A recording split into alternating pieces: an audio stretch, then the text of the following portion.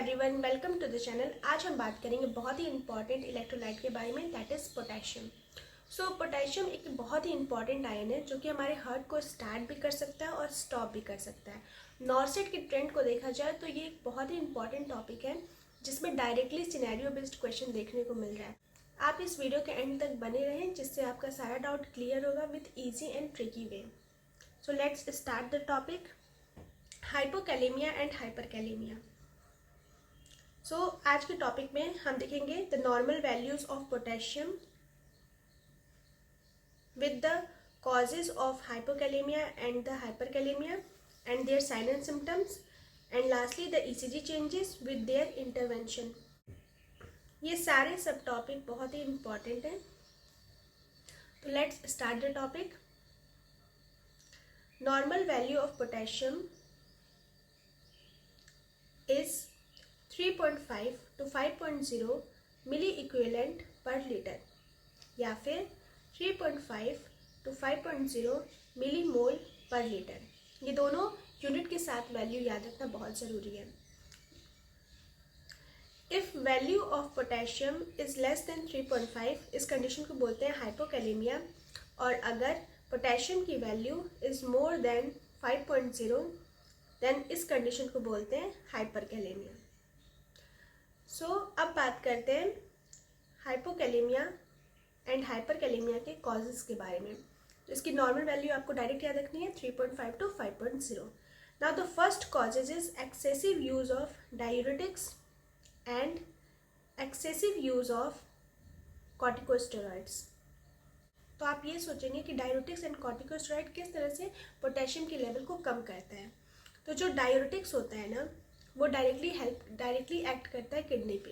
तो जो डायूरेटिक्स होता है वो डायरेक्टली किडनी पे एक्ट करता है, और किडनी का फंक्शन होता है नॉर्मली कि वो सोडियम को एब्जॉर्ब करता है एंड पोटेशियम को एक्सक्रीट करता है। तो जब आप एक्सेसिव डायूरेटिक्स दोगे, जैसे कि लूप डायूरेटिक्स या फिर ऑस्मोटिक डायूरेटिक्स, तो वो क्या करेगा, एक्सेसिव पोटेशियम का सिक्रेशन कराएगा। बात करते हैं कॉर्टिकोस्टेरॉइड की। तो फॉर एग्जाम्पल जैसे हाइड्रोकॉर्टिसोन्स, प्रेडनिसोलॉन्स, मेनली ये दोनों जो कॉर्टिकोस्टेरॉइड्स हैं वो एक्ट करते हैं एज अ एल्डोस्टेरॉन। और एल्डोस्टेरॉन का वर्क ये होता है कि ये किडनी के distal tubules and collecting duct पे वर्क करता है।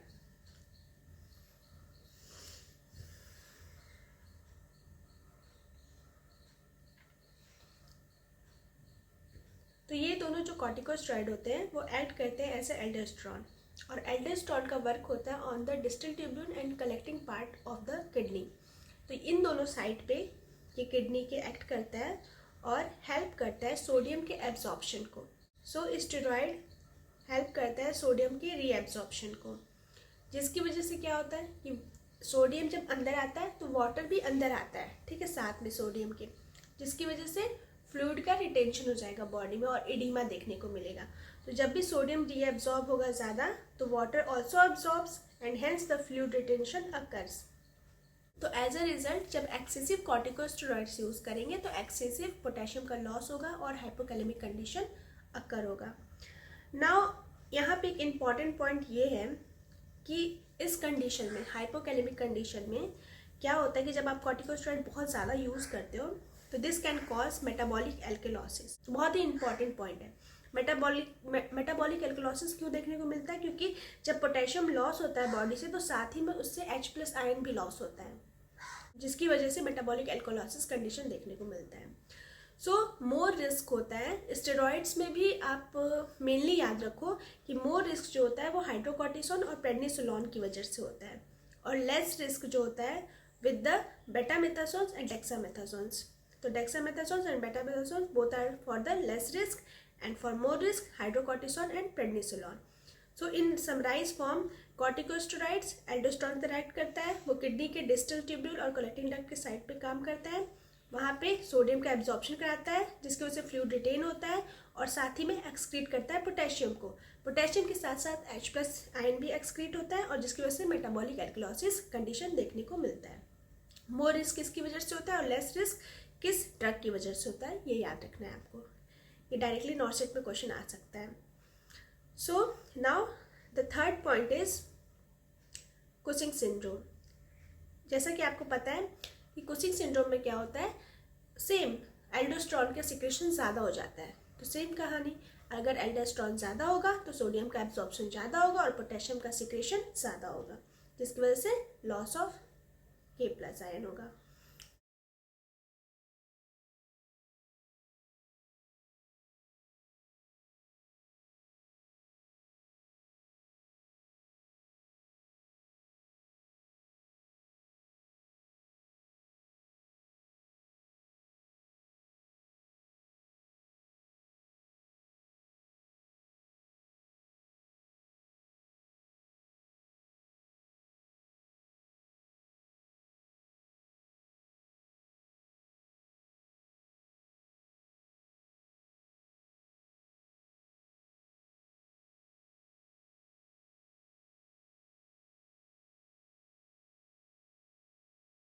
अगर ज़्यादा नील पर ओरल कंडीशन है पेशेंट का तो उससे भी हमें पोटेशियम का लॉस देखने को मिलता है। Now in hyperkalaemia the rapid infusion of potassium containing solution, कोई भी आईवी सॉल्यूशन अगर आप दे रहे हो जिसमें पोटेशियम कंटेन ज़्यादा है तो उसकी वजह से पोटेशियम ज़्यादा हो जाएगा बॉडी में। Now the second is the renal problem, अगर किसी को किडनी प्रॉब्लम है तो पोटेशियम का रिटेंशन होगा, क्योंकि जनरली नॉर्मल कंडीशन में क्या होता है, रीनल क्या करता है, रीनल फंक्शन क्या करता है कि पोटेशियम का एक्सक्रेशन कराता है। Now the third is the over injection of potassium containing food या medicine. Now the ECG changes in hypokalemia and hyperkalemia, बहुत इंपॉर्टेंट टॉपिक है, इसको हम लोग ट्रिक के साथ भी याद करेंगे। In hypokalemia first is the ST depression, the second one is the flat या inverted T wave, the third is the prominent U wave.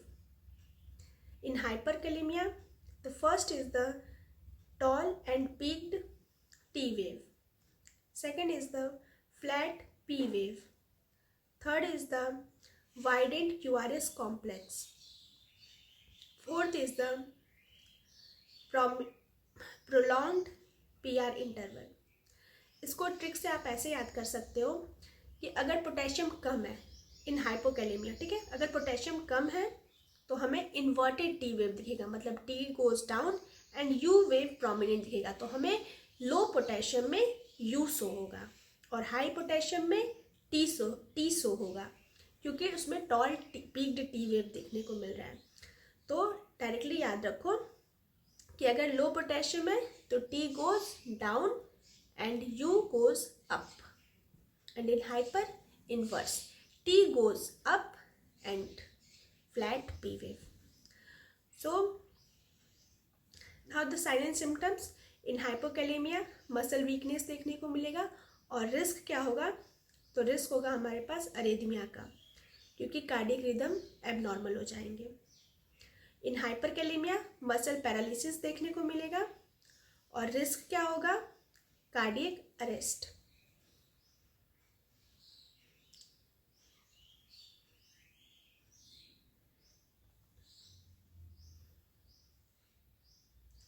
Now the most important point, तो सबसे पहला पॉइंट है कि मॉनिटर करना है इलेक्ट्रोलाइट वैल्यू को और एडमिनिस्टर करना है पोटेशियम सप्लीमेंट ओरली या IV as per prescription.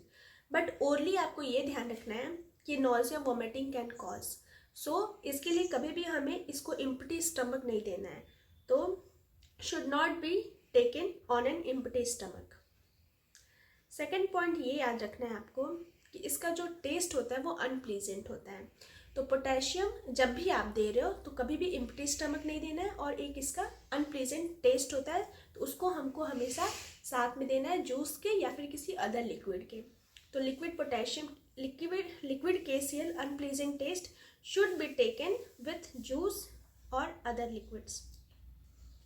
Now never administer by IV push, IM या सबक्यूटेनियस रूट, हमेशा IV को डाइल्यूट फॉर्म में देना है और इन्फ्यूजन डिवाइस से देना है। Potassium always diluted and administered on an infusion devices. अब आपको याद रखना है कुछ इंपॉर्टेंट पॉइंट्स कि डाइल्यूशन किस रेट पे होना चाहिए और इन्फ्यूजन किस रेट पे चलना चाहिए।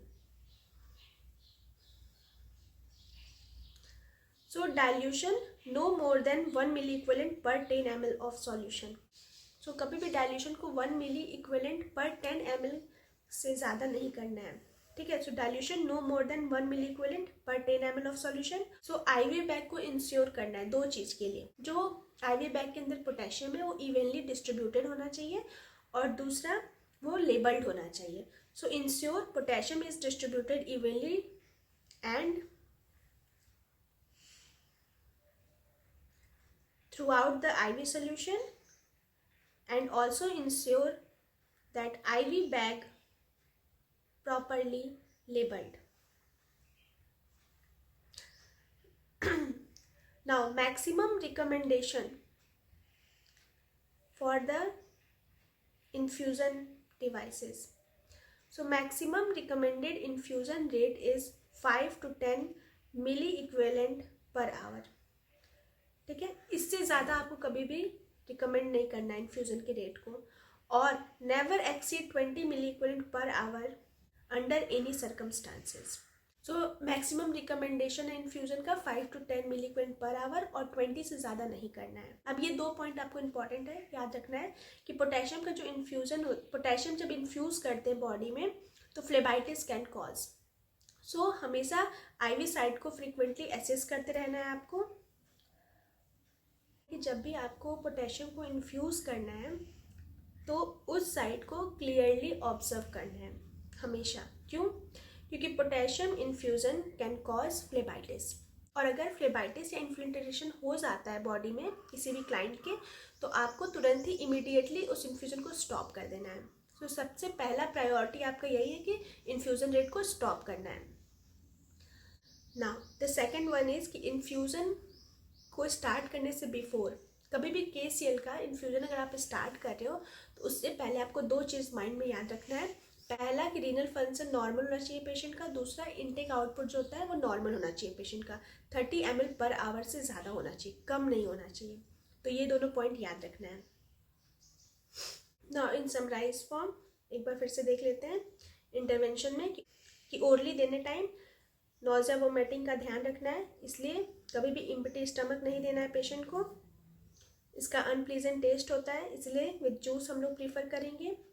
आईवी कभी भी डायरेक्टली पुश नहीं करना है, IM नहीं देना है, सबक्यूटेनियस रूट से नहीं देना। हमेशा डाइल्यूटेड फॉर्म या फिर इन्फ्यूजन डिवाइस का यूज़ करना है। उसका रेट याद रखना है कि डाइल्यूशन जो है 1 मिली इक्विवेलेंट पर 10 ml में होना चाहिए और इवनली डिस्ट्रीब्यूटेड होना चाहिए उसका बैग, और लेबल्ड होना चाहिए। साथ में जो इन्फ्यूजन रेट है उसकी वैल्यू याद रखना है और 20 से ज़्यादा एक्सीड नहीं होना चाहिए। इट कैन कॉज फ्लेबाइटिस, सो हमेशा साइट को फ्रिक्वेंटली ऑब्जर्व करते रहना है, और साथ में रीनल फंक्शनिंग और इनटेक आउटपुट को मॉनिटर करना है before giving the potassium ion. So now the intervention of hyperkalaemia, it is also very important. अगर किसी पेशेंट में पोटेशियम ज़्यादा हो जाता है तो हमें क्या क्या स्टेप लेना है। सबसे पहले डिसकंटिन्यू करना है या फिर विथहोल्ड कर देना है अगर किसी को ओरली पोटेशियम सप्लीमेंट चल रहा है या फिर आईवी सोल्यूशन चल रहा है। तो discontinue the IV of potassium and withhold any oral potassium supplements. Now the second one is initiate the potassium restricted diet. Now the third is administer करना है the potassium excreting diuretics अगर normal है renal functioning तब, ठीक है।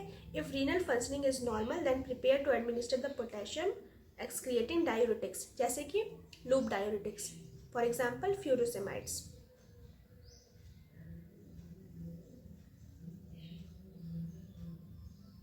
So for example, furosemides.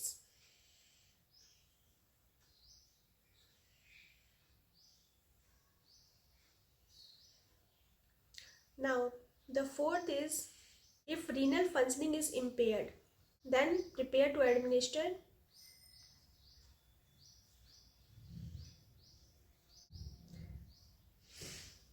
patiromer, sodium zirconate and sodium polystyrene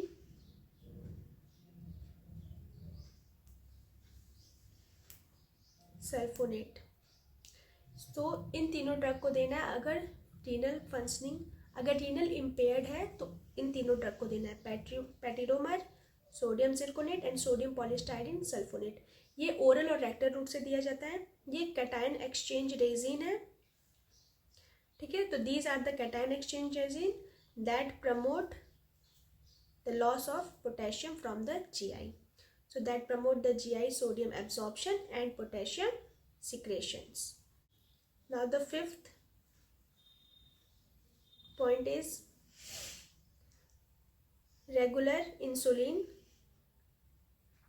drip with dextrose 50 ml in of 50%. It is an hypertonic glucose. सो हमें regular insulin को देना है विथ हाइपरटोनिक ग्लूकोज। इंसुलिन क्या करता है कि वो पेनक्रियाज के बीटा सेल को स्टिमुलेट करता है कि वो ज़्यादा से ज़्यादा इंसुलिन निकाले और फिर वो सारे ग्लूकोज को, आयंस को सेल के अंदर ट्रांसफ़र कराते हैं। So release insulin from the pancreas by stimulation through dextrose. Insulin क्या करता है, एक्टिवेट कर देता है सोडियम पोटेशियम एटीपेज पंप को। This pump shift potassium from the blood into the cells.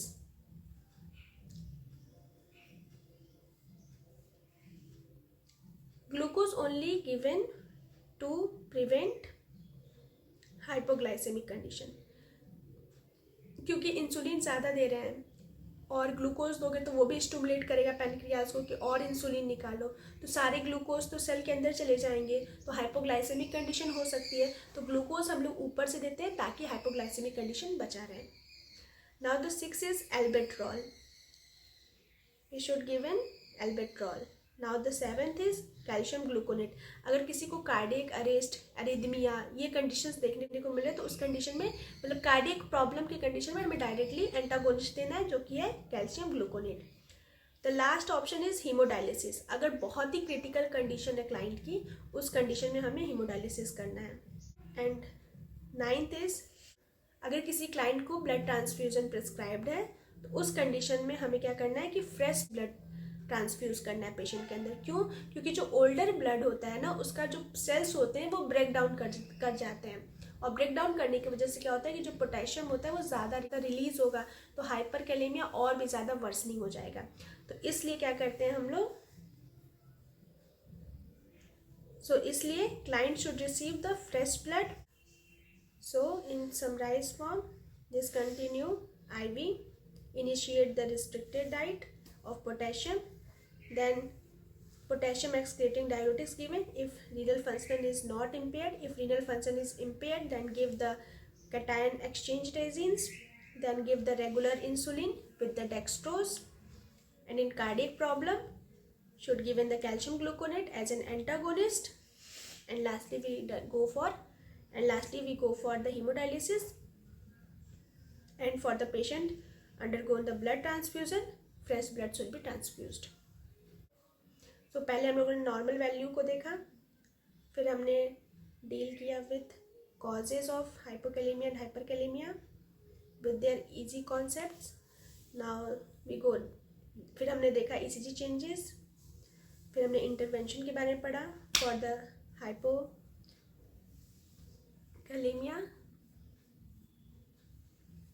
for the hypokalaemia, फिर हमने हाइपरकैलेमिया का इंटरवेंशन देखा, और लास्टली अगर वीडियो आपको हेल्पफुल लगा हो तो चैनल को सब्सक्राइब करें और वीडियो को लाइक एंड शेयर ज़रूर करें। Thank you.